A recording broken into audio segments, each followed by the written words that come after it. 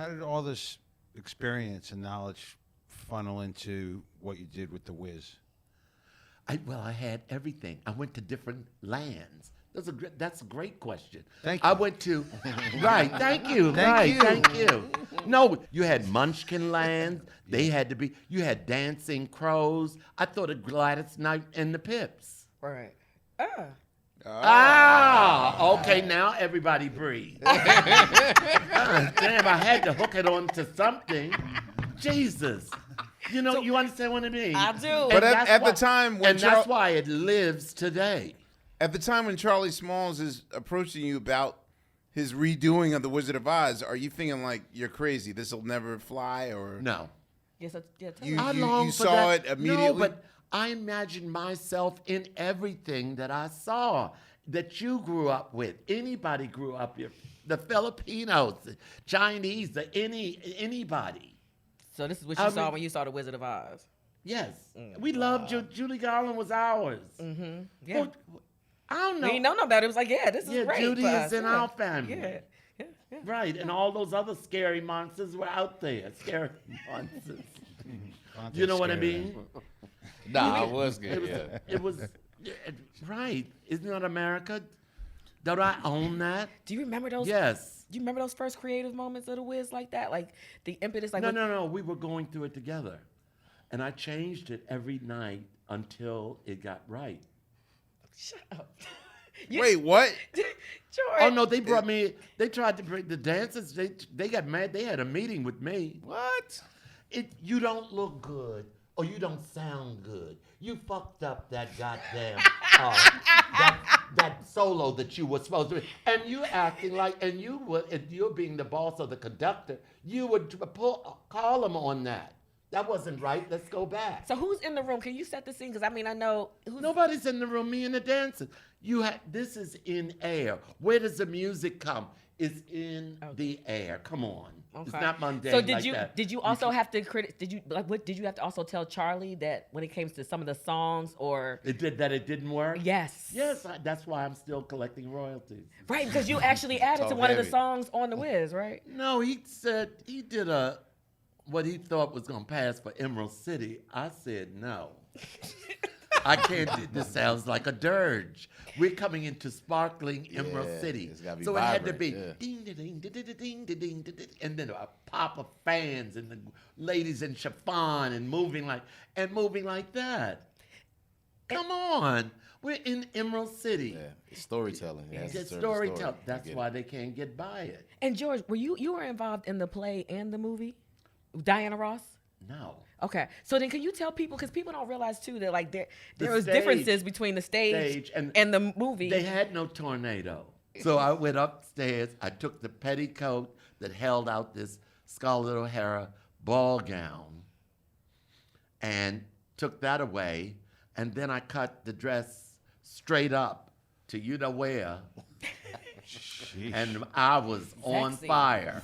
Then they put on the stockings, and Jeffrey finished it off with the red stockings and stuff like that. Made it sexy and sexy. So she got up on the house, put a ladder, put the house on wheels, because it had to disconnect. Yeah. And a ladder up the back of it, she could climb up and straddle the roof of the, what's the name? And y'all were having fun. So wait, do you feel like, because most people have not seen the production that you put together in that way, right? The Stephanie Mills original production. So most people have seen the movie so do you feel like the choreography? But that was mundane. That's not magic. So you're saying, so it wasn't even influenced by you in that way. We're going to roll down linoleum all night, yellow linoleum. What were we going to do? Right. No. Right. We had the guides. Those guys became the Yellow Brick Road. So I could dance all over the stage, and they had to follow it.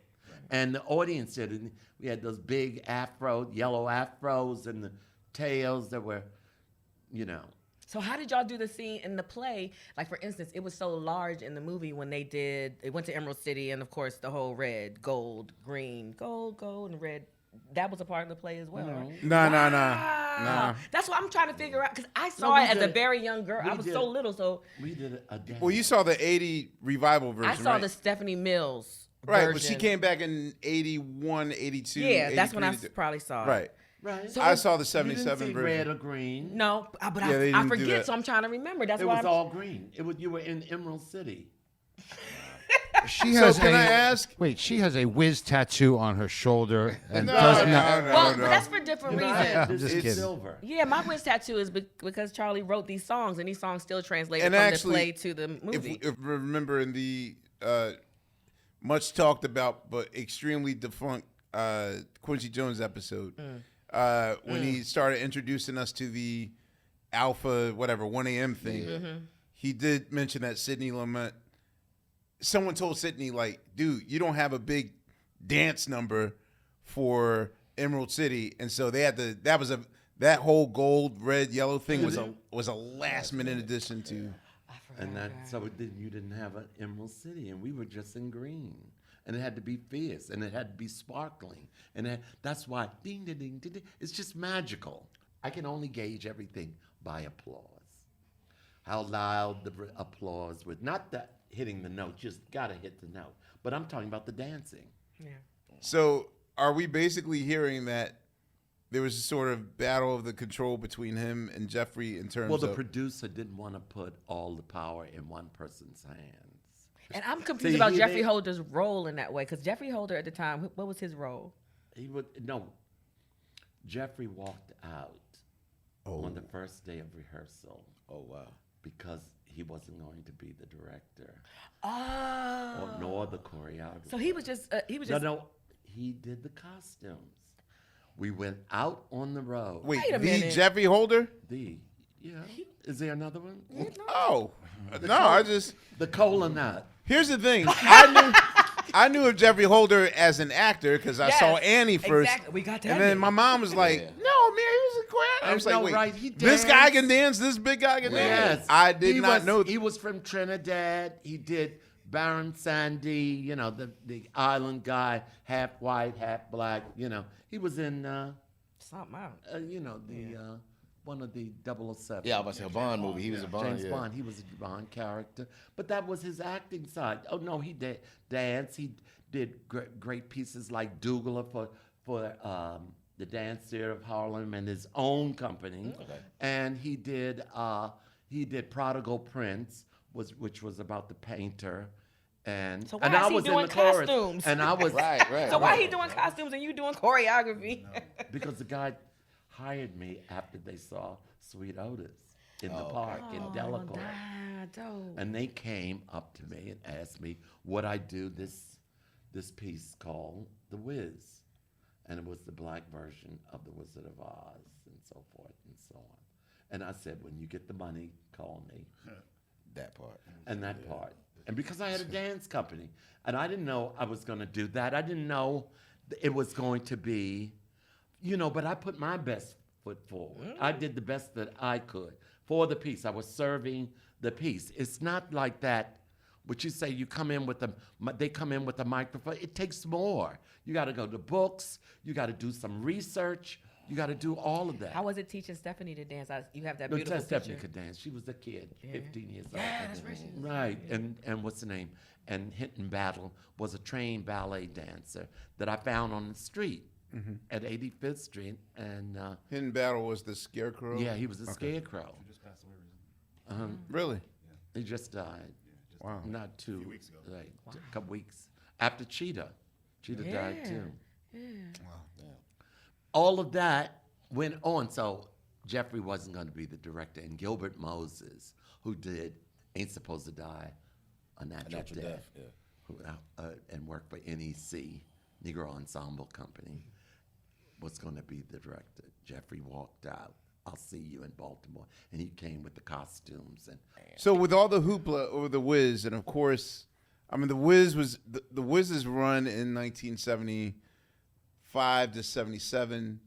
no, we were there longer than that. Well, no. Well, I know, but I'm just saying, like, the first 2-year period. I mean, to me, maybe for this generation, if you had an opportunity to see Beyonce's Homecoming in the flesh, that's what it was like to see the Wiz back in the mid '70s. I hear Like you. when it, I barely remember it. I was like 5 or 6, but I still just remember everyone's reaction to it, and it was nothing like I ever seen before, if you will. How did it feel for that, and all the subsequent the Tonys and all the accolades? It was really unbelievable to have, that happen, to experience all that. But also, it's a personal journey too, because we all land. And I remember a stage manager saying, to me when all of this turmoil was going on, just do your job,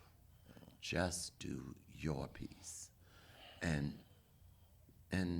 that's what I did, and did it the best that I could. I know some people didn't like it because I changed it, and you had to change the arrangement too. And the copyists were sitting in a hotel room copying it. That's why I was asking the question about music and choreography. Like, if you have to change something. Right, but we were making this up. Okay. This, and then you tell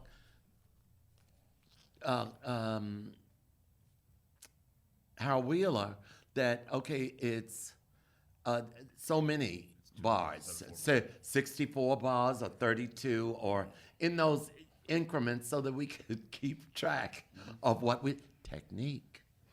It's all down to that, not what you hear and what you feel. All of that, you make all of that.